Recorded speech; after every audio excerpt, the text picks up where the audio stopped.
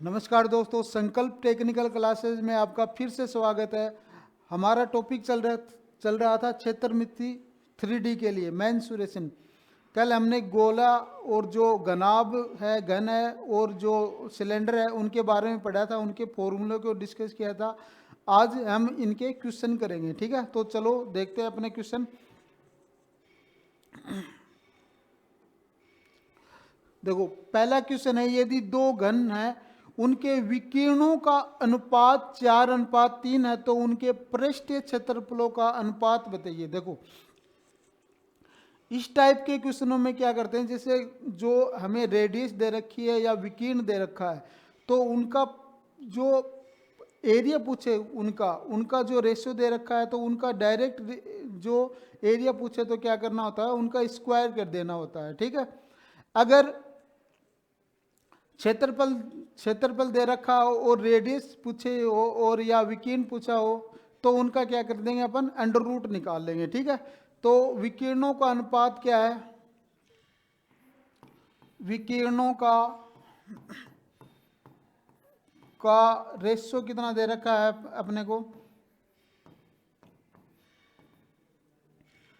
4:3 है, ठीक है। तो क्षेत्रफल निकालेंगे तो क्या हो जाएगा, इनका अगर स्क्वायर कर दूंगा तो क्या है, जो रेशियो है उनका क्षेत्रफल अपने को निकल आएगा, ठीक है। तो क्षेत्रफल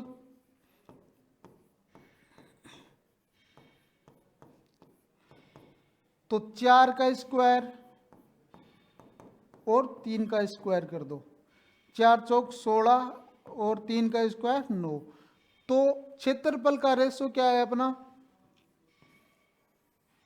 16:9 आ गया। तो अपना आंसर कौन सा हो जाएगा, 16:9 आ जाएगा, ठीक है।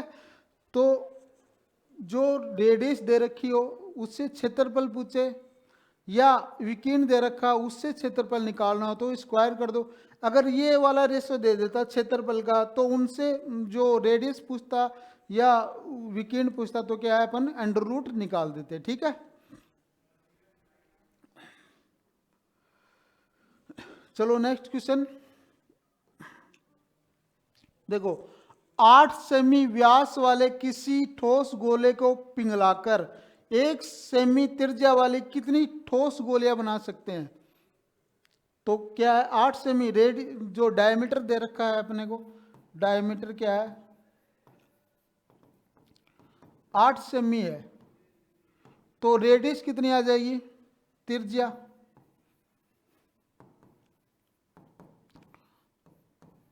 मतलब 4 सेमी आ जाएगी।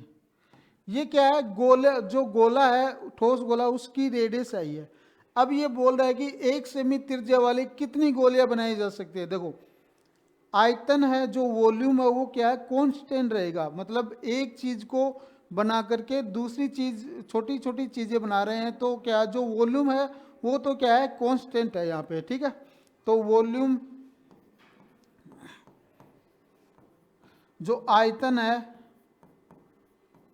वो क्या रहेगा अपना, कांस्टेंट। मतलब जितना ठोस गोले में है उतनी जो छोटी छोटी गोलियां बना रहे हैं उसमें भी वही आयतन रहेगा, ठीक है। तो जो गोले का आयतन है वो ठोस गोलियों का आयतन के क्या इक्वल बराबर होगा, ठीक है। तो गोलियों जो एन, मतलब गोलियां बना रहे हैं एन गुणा ठोस गोलियों का आयतन,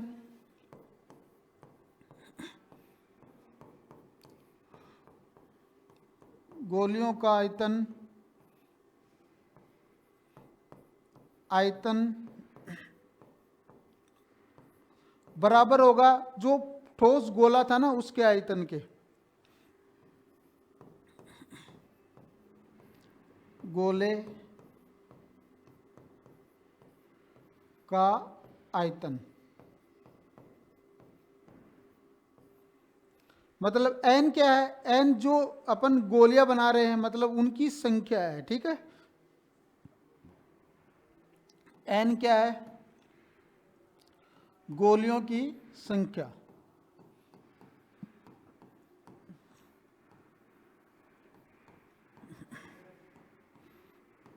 गोलियों की संख्या।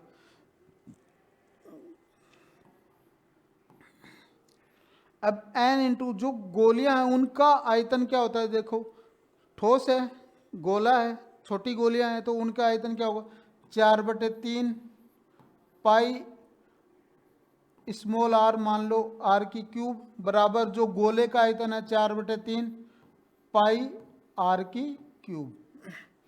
ठीक है, आर क्या है, जो कैपिटल आर क्या है, जो ठोस गोला है उसकी रेडियस है, और इस जो स्मॉल आर है ये क्या है, ठोस जो छोटी गोलियां हैं उनकी रेडियस है। ठीक है, तो यहाँ से क्या 4/3 से ये कैंसिल आउट हो रहा है, तो n गुणा आर।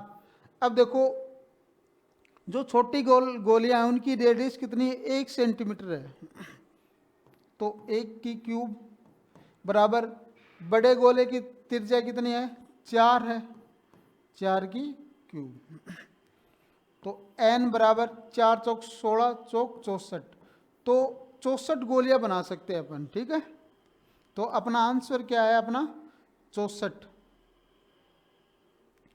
तो ये क्या हो जाएगा, अपना आंसर हो जाएगा। ठीक है,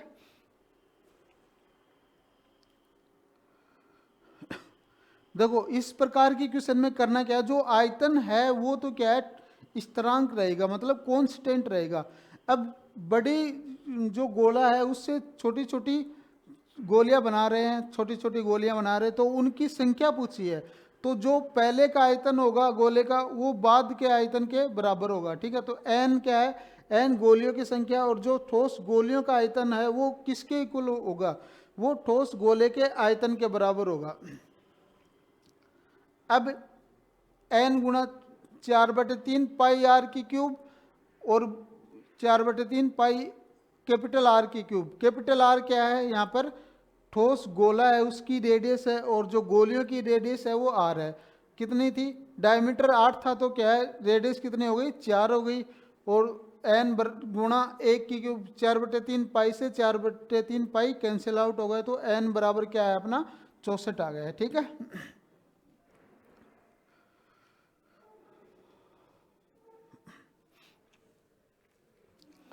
चलो नेक्स्ट क्वेश्चन देखते हैं कि समान आधार व समान ऊंचाई वाले किसी बेलन व शंकु के आयतन का अनुपात बताओ। बताओ, देखो समान आधार है और जो ऊंचाई भी है उनकी समान है, तो बेलन और शंकु के आयतन का अनुपात। देखो बेलन का आयतन क्या होता है, बेलन का आयतन वॉल्यूम क्या होता है भाई,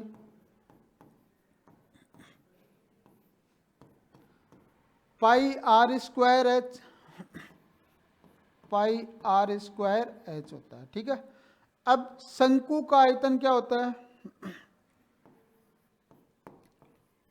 शंकु का आयतन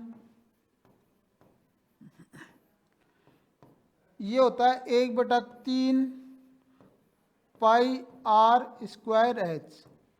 अब इसने किसका रेशो पूछा, बेलन और शंकु के आयतन का अनुपात, तो बेलन का आयतन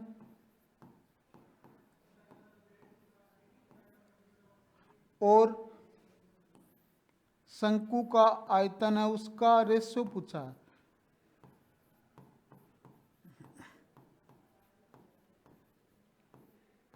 देखो ये पाई आर स्क्वायर एच होता है, और ये 1/3 पाई आर स्क्वायर एच।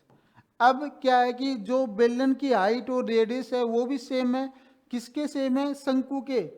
ठीक है, तो ये क्या है, पाई से पाई कैंसिल, आर से आर कैंसिल, एच से एच कैंसिल, तो इनका रेशो क्या आ गया, 3:1 आ गया। क्या है ये रेशो आया, बेलन और शंकु का रेशो क्या है अपना, 3:1 आ गया। तो अपना ऑप्शन कौन सा हो जाएगा, डी वाला। ठीक है, 3:1, 1:3 भी दे रखा है। अगर शंकु का पहले जो रेशो पूछता, शंकु और बेलन का पूछता, तो क्या आ जाता, 1:3 आ जाता।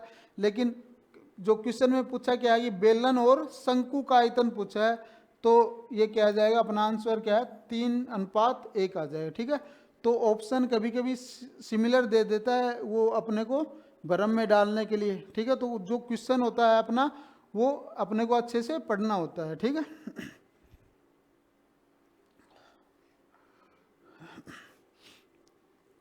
चलो नेक्स्ट क्वेश्चन देखते हैं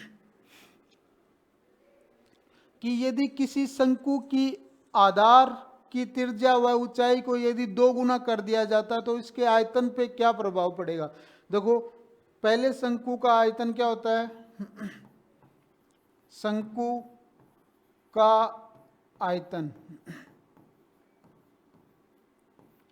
कि 1/3 पाई आर स्क्वायर एच होता है, ठीक है। मान लो ये पहले है, ठीक है। अब ये क्या कह रहा है कि शंकु की आधार की त्रिज्या मतलब जो रेडियस है उसको 2 गुना कर दिया जाए और ऊंचाई को भी 2 गुना कर दिया जाए, ठीक है। तो कर दो यहां से कि आधार की त्रिज्या और ऊंचाई को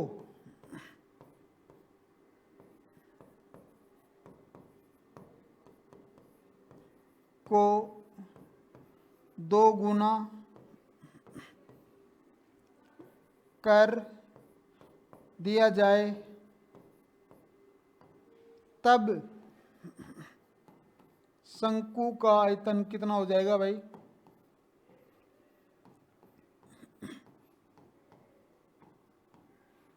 देखो 1/3 पाई आर क्या है, आर को मतलब 2r कर दिया जाए, ठीक है।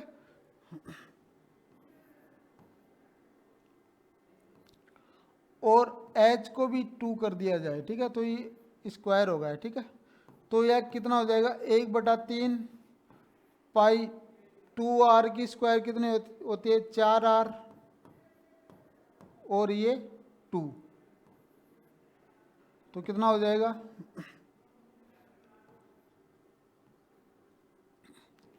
1/3 4 दूनी 8 1/3 पाई आर स्क्वायर एच।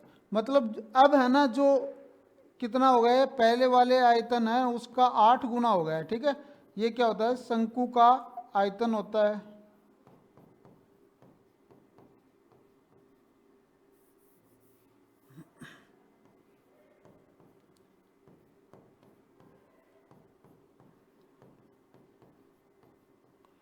तो अपना आंसर क्या आया कि जो अगर जो रेडियस को और जो ऊंचाई को 2 गुना कर देने के बाद जो आयतन होता है उसमें 8 गुना हो जाता है, ठीक है। तो अपना आंसर क्या आ गया ये 8 गुना हो जाएगा, ठीक है।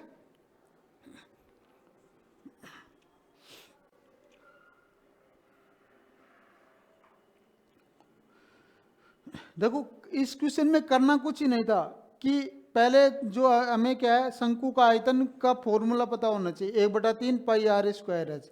अब क्या कह रहा है कि जो रेडियस है और ऊंचाई है उसको 2 गुना कर दिया जाता है तो उसके जो पहले का आयतन था और बाद का आयतन उस पर कितना प्रभाव पड़ेगा। तो वो क्या है आर स्क्वायर कर रहे हैं तो 2 की स्क्वायर होगी तो 4 हो जाएगा और एच भी कर रहे हैं एच को भी 2 गुना कर रहे हैं तो 4 दूनी 8। तो पहले का जो आयतन होगा और बाद का आयतन होगा उसमें 8 गुना का प्रभाव हो जाएगा, ठीक है। तो आंसर क्या आ जाएगा अपना 8 गुना आ जाएगा, ठीक।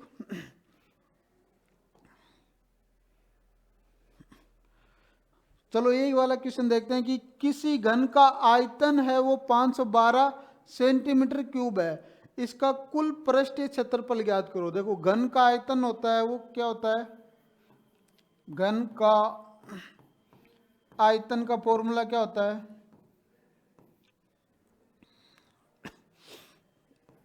कि ए की क्यूब मतलब साइड की जो है उसका क्यूब कितना है उसकी वैल्यू दे रखी है हमें 512 सेंटीमीटर क्यूब। अब ए बराबर निकालेंगे तो क्यूब रूट ऑफ 512।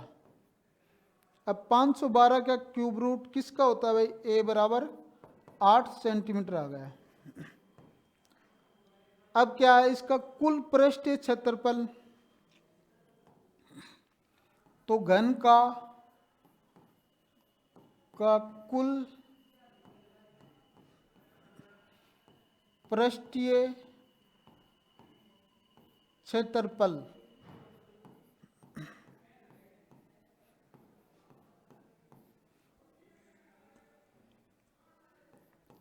ये क्या होता है 6a² होता है।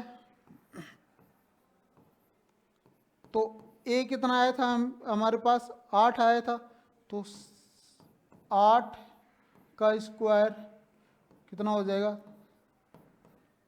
64, और ये कितना हो जाएगा 384 सेंटीमीटर स्क्वायर। ये क्या हो जाएगा घन का कुल पृष्ठीय क्षेत्रफल हो जाएगा। तो अपना आंसर क्या है 384 सेंटीमीटर स्क्वायर। ठीक है,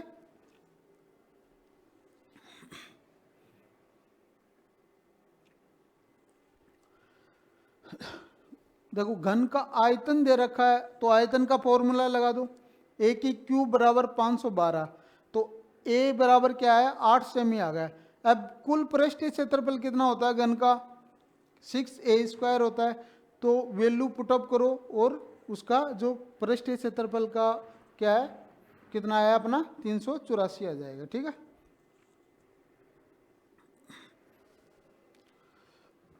चलो नेक्स्ट क्वेश्चन देखते हैं।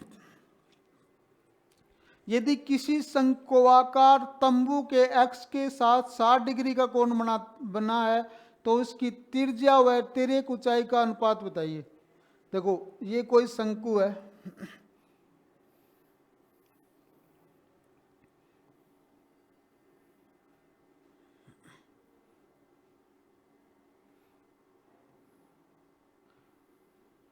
और ये क्या है इसमें, अब ये तो क्या है इसकी रेडियस है, ये 90 डिग्री का।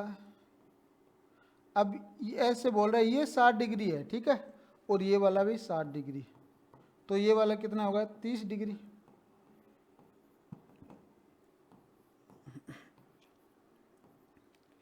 अब ये रेडियस और जो तिर्यक ऊंचाई है एल, ये क्या होती है लेटरल हाइट होती है शंकु की। ठीक है, लेटरल हाइट ऑफ कोन, तो इसकी त्रिज्या व तिर्यक ऊंचाई का रेशियो पूछा है, तो इसको ऐसे नहीं कर सकते क्या अपन। ठीक है, ये ट्रायंगल हो गया ए बी सी, ये 90 डिग्री है, ये भी 90 डिग्री है। अब ये क्या है इसके एक्स के साथ 60 डिग्री का एंगल बना रहा है। ठीक है, इधर वाला भी 60 डिग्री एंगल, ये 30 डिग्री हो जाएगा। तो जो रेडियस है इसकी आर और ये एल, इसका रेशियो पूछा है। ठीक है, तो कोस 60 का मान क्या होता है, देखो कोस 60 बराबर क्या होता है आधार बटे कर्ण होता है। ठीक है, ये 90 डिग्री के सामने वाली भुजा क्या हो जाएगी कर्ण हो जाएगी। तो यहाँ से मैं क्या लिख सकता हूँ कोस 60 डिग्री बराबर आधार मान लो ये डीसी है, डीसी बटे एसी, या इधर करो तो बीडी बटे ए बी आ जाएगा। ठीक है, ये भी लेटरल हाइट है यहाँ से डीसी बटे एसी। ठीक है, डीसी बटे एसी, तो आर डीसी क्या आर है और एल क्या है रेडियस है ना, एल क्या है लेटरल हाइट है, तो त्रिज्या आधार की त्रिज्या आर हो गई और उसकी तिर्यक ऊंचाई, यही तो निकालना था इसका रेशो।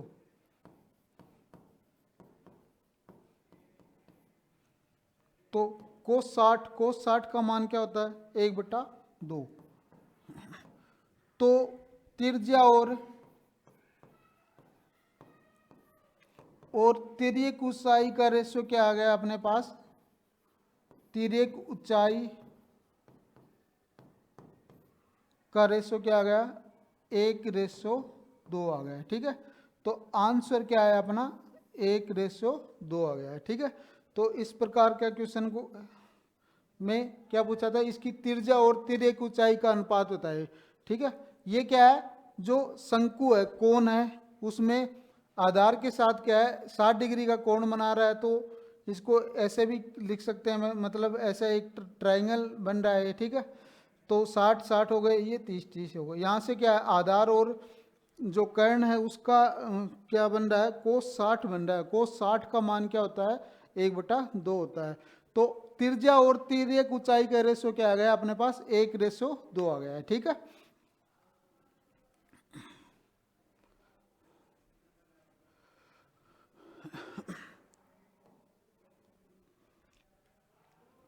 चलो नेक्स्ट क्वेश्चन देखते हैं अपन कि किन्हीं दो समकोणीय बेलन की आधार त्रिज्या व ऊंचाई का अनुपात क्रमशः 2:3 व 5:4 है, तो उनके पृष्ठीय क्षेत्रफलों का अनुपात बताइए। देखो आधार की त्रिज्या मतलब पहले वाला बेलन है उसका आधार क्या है, की त्रिज्या क्या है, R1 है, और द्वितीय बेलन की त्रिज्या कितनी है, R2 है। तो उनका रेशो दे रखा है 2:3, और उनकी ऊंचाई मतलब पहले वाला बेलन है उसकी हाइट क्या है, H1 है, H1 और H2 का क्या है रेशो दे रखा है अपने को, वो क्या है 5:4 है। ठीक है, ये अपने क्वेश्चन में दिया हुआ है। तो उनके पृष्ठीय क्षेत्रफलों का अनुपात, ठीक है, कर्व्ड सरफेस एरिया, उनका रेशो पूछा है। ठीक है, तो पहले बेलन का पृष्ठीय क्षेत्रफल, तो पहले बेलन का पृष्ठीय क्षेत्रफल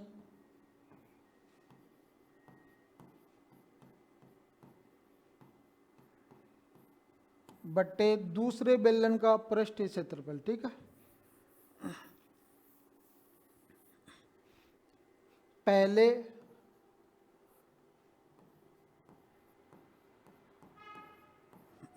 बेलन का पृष्ठीय क्षेत्रफल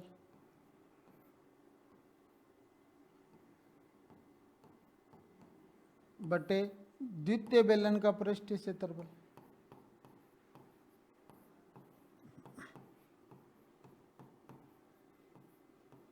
का पृष्ठीय क्षेत्रफल। देखो बेलन का पृष्ठीय क्षेत्रफल क्या होता है, 2πRh। ठीक है, तो पहले बेलन का क्या हो जाएगा, 2πR1H1 बटे द्वितीय बेलन का 2πR2H2। कैंसिल आउट हो रहा है, पाई से पाई, 2 से 2। ठीक है, तो क्या बचा, R1 बटे R2 इंटू H1 बटे H2। R1 बटे R2 क्या दे रखा है, 2:3 और ये 5/4। ठीक है, तो 2/3 गुणा 5/4, तो 2 से 2 कैंसिल, तो 4/2। ठीक है, तो ये कितना हो गया, 5:6 हो गया। ठीक है, तो जो बेलन है अपना, पहले बेलन का पृष्ठीय क्षेत्रफल और द्वितीय बेलन का पृष्ठीय क्षेत्रफल का रेशियो क्या है, 5:6 आ गया। तो अपना आंसर क्या आ जाएगा, 5:6। ठीक है, हमें इनका जो रेडियस है उनका रेशियो दे रखा है और जो हाइट का रेशियो दे रखा है। तो बेलन का पृष्ठीय क्षेत्रफल क्या होता है, 2πRh होता है। तो पहले बेलन का 2πR1H1 हो गया, द्वितीय बेलन का क्या हो गया, 2πR2H2 हो गया। वैल्यू पुटअप करो और आंसर अपना आ जाएगा। ठीक है,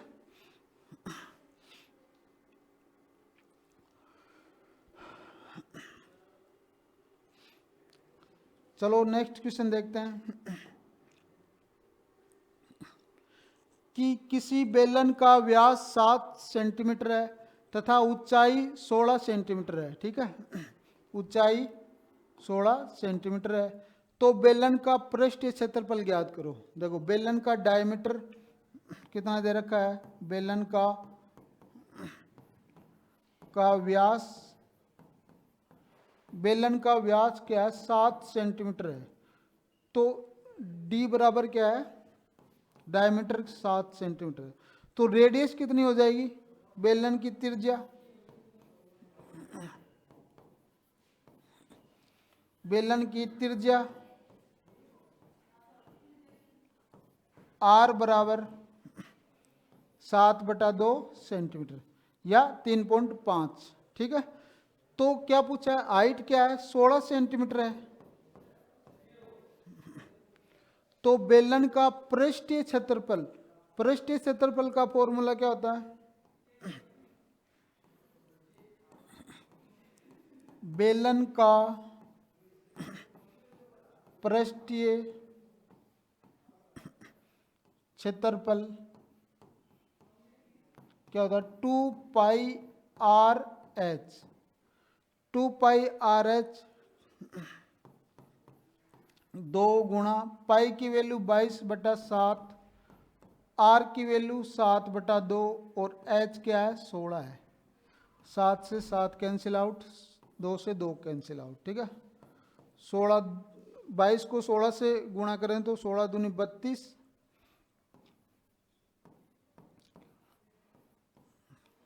ठीक है, तो 352 सेंटीमीटर स्क्वायर क्या आ गया, बेलन का पृष्ठीय क्षेत्रफल आ गया। तो ये अपना आंसर क्या आ गया अपना 352 सेंटीमीटर स्क्वायर। ठीक है,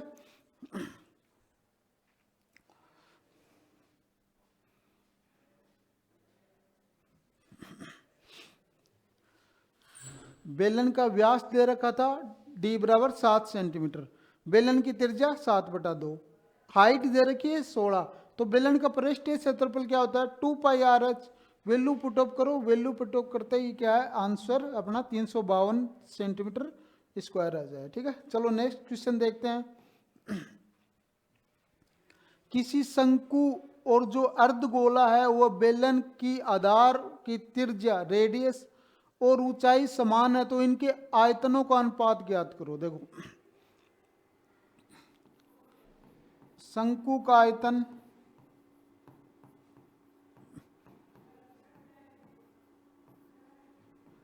एक बटा 3 pi r square h, 1/3 pi r square h. अर्धगोले का आयतन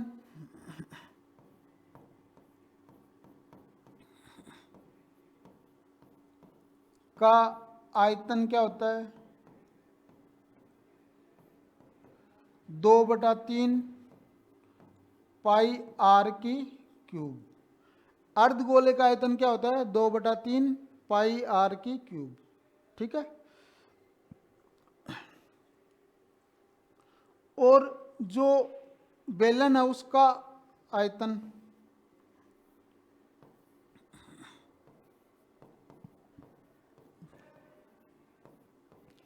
का आयतन पाई आर स्क्वायर एच। अब देखो ये बोल रहा है कि जो आधार की त्रिज्या और ऊंचाई इनकी समान है, तो जो कांस्टेंट क्या है पाई है, ये पाई है, ये तो कैंसिल आउट हो जाएगा, आर है रेडियस और ऊंचाई है ये भी कैंसिल आउट हो जाएंगे, तो इनका जो रेशियो है वो क्या हो जाएगा,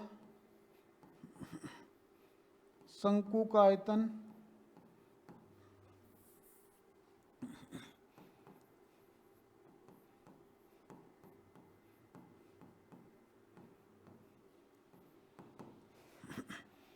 अर्धगोले का आयतन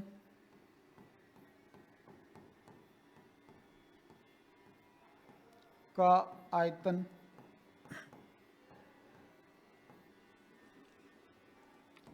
और बेलन का आयतन,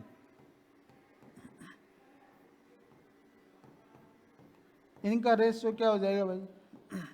देखो ये होता है अपना 1/3 pi r square h ratio 2/3 pi r की क्यूब और ये 1 पाई आर स्क्वायर एच। देखो यहाँ से पाई और ये रेडियस है, ये भी समान है तो ये कैंसिल आउट हो जाएंगे। तो इनका क्या बचा, 1/3 रेसो 2/3 रेसो 1। ठीक है, तो रेसो को सिंप्लीफाई करेंगे तो क्या आ जाएगा, 1/2/3। तो ये क्या आ गया, शंकु का जो आयतन है वो अर्धगोले के आयतन और बेलन का आयतन 1/2/3 में आ जाए। ठीक है, तो अपना आंसर क्या आ गया, 1/2/3। ठीक है, जो ऑप्शन है वो सिमिलर दे रखे हैं तो उनका क्या है, आगे पीछे मत कर देना क्वेश्चन को कि बेलन का आयतन और जो जो पूछा है ना वही बताना। ठीक है, तो 1/2/3 आ जाएगा अपना। ठीक है आंसर।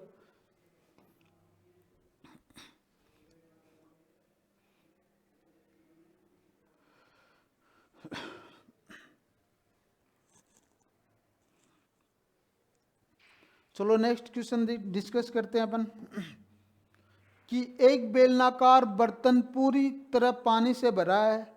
इस पानी को पूरी तरह खाली करने के लिए उसी आधार व उसी तीव्र ऊंचाई वाले कितने शंक्वाकार बर्तनों की आवश्यकता होगी। देखो बेलन का जो वॉल्यूम है, जो बेलनाकार बर्तन का वॉल्यूम है, अगर वो और शंकु के जो शंकु है उसके वॉल्यूम के क्या बराबर होगा। ठीक है, क्यों होगा कि समान ऊंचाई और आधार है। ठीक है, तो बेलन का जो आयतन क्या होता है, उसका फॉर्मूला का आयतन pi r square h, pi r square h. और शंकु का आयतन क्या होता है कि बेलन के आयतन का 1/3 गुणा क्या होता है, शंकु का आयतन 1/3 पाई आर स्क्वायर एच। अब इनकी आधार की त्रिज्या और ऊंचाई क्या है, सेम है, तो कितने जो शंकुआकार बर्तन है उनसे वो पानी क्या है, खाली हो जाएगा। ठीक है, तो देखते हैं अपन। तो शंकुओं की संख्या निकालनी है अपने को। तो बेलन का जो बर्तन है उसका आयतन में अगर मैं शंकु के का आयतन है जो बर्तन है उसका भाग दे दूं तो क्या शंकुओं की संख्या आ जाएगी। तो बेलन का आयतन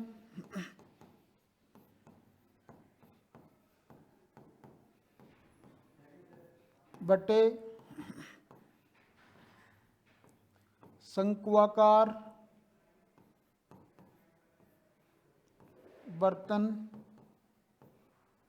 का आयतन,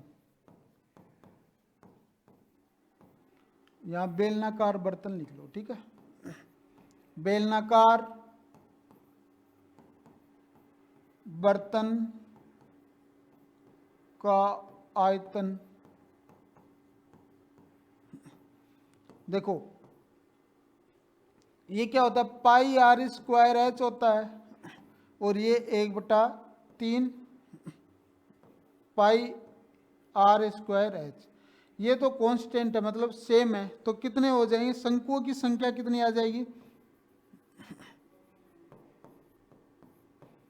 की संख्या आ गई अपनी 3। मतलब जो बेलनाकार जो बर्तन है उसमें जो पानी है अगर उसको 3 बार शंकुआकार बर्तन है उसको क्या है अपन भरकर निकाल देंगे तो क्या है 3 बार में वो खाली हो जाएगा। ठीक है, तो ये अपना आंसर क्या आ गया, 3। ठीक है, ऐसे क्वेश्चन आ जाते हैं कभी कभी एग्जाम में पूछ लेता है। वैसे थ्योरी का क्वेश्चन है लेकिन इसमें क्या है, ऐसे क्वेश्चन पूछ लेता है कभी कभी एग्जाम में। ठीक है, चलो नेक्स्ट क्वेश्चन करते हैं अपन।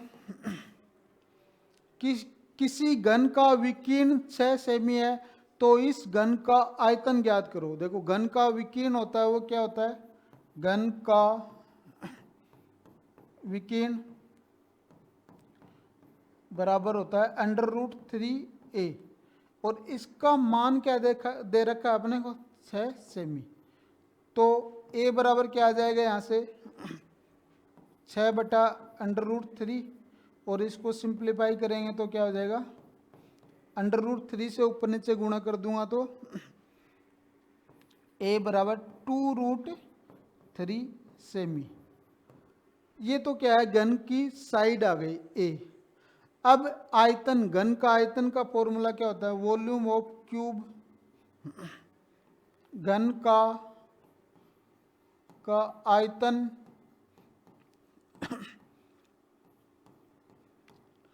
ये क्या होता है ए की क्यूब होता है, मतलब जो साइड है उनके अगर हम क्यूब कर देंगे तो क्या है घन का आयतन आ जाएगा। और ए बराबर क्या है अपना 2√3 की क्यूब, ठीक है।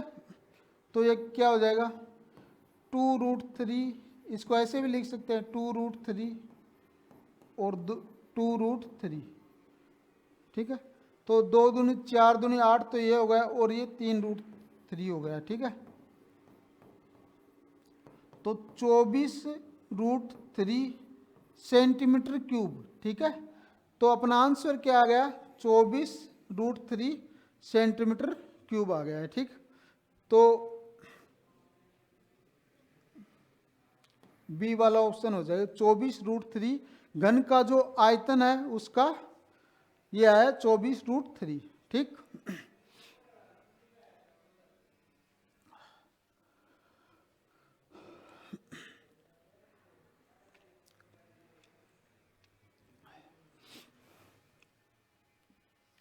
चलो नेक्स्ट क्वेश्चन देखते हैं कि 10 सेमी त्रिज्या वाले किसी गोले को पिघलाकर 5 मिलीमीटर त्रिज्या वाले कितनी गोलियां बनाए जा सकती हैं। देखो पहले तो मिलीमीटर को सेंटीमीटर में बदलेंगे तो क्या आ जाएगा 5/10 सेंटीमीटर, ठीक है। तो ये क्या है त्रिज्या आ गई, रेडियस आ गई गोलियों की।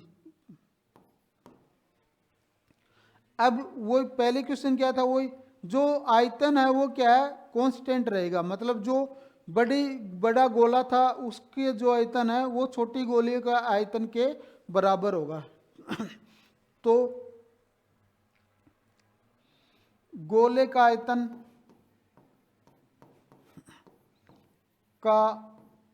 क्या हो जाएगा यहां से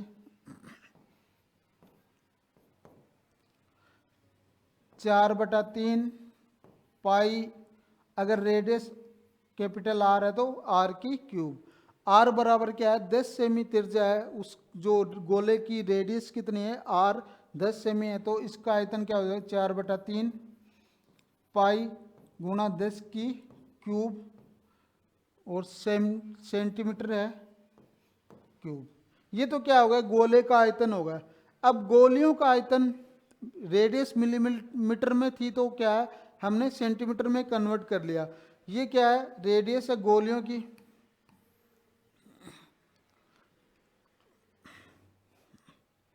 तो गोलियों का आयतन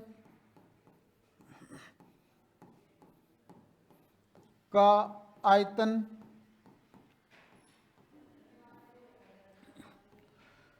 4/3 पाई और स्मॉल आर की क्यूब।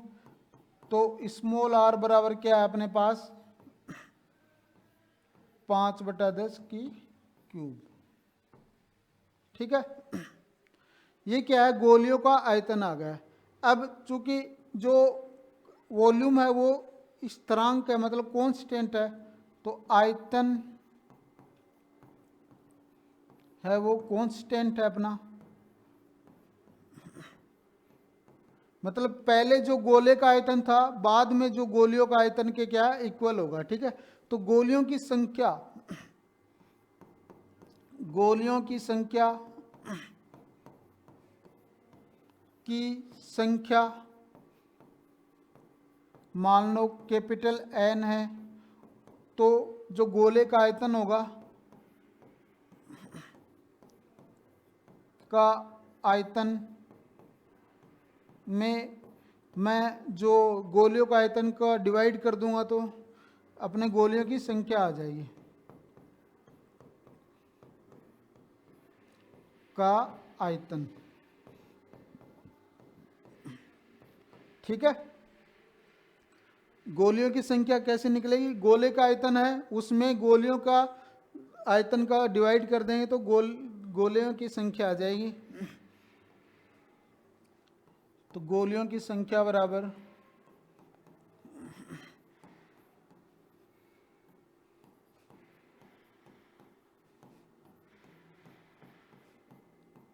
तो गोले का आयतन क्या? 4/3 पाई r 10 की क्यूब।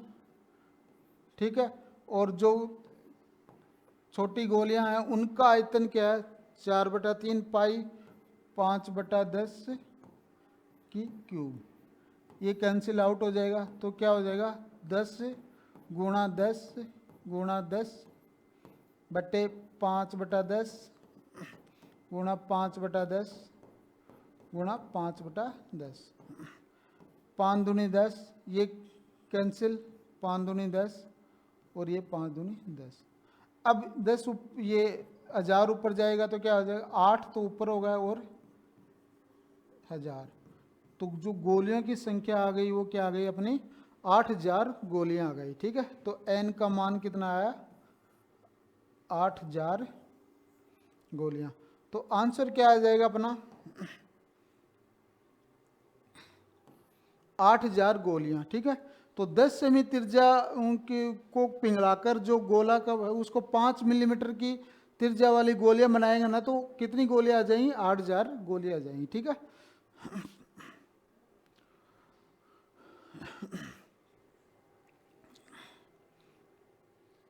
तो आज के लिए बस इतना ही। मिलते हैं नेक्स्ट क्लास में।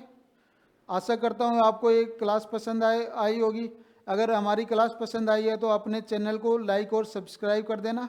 ठीक है, मिलते हैं नेक्स्ट क्लास में, तब तक के लिए थैंक यू सो मच, धन्यवाद।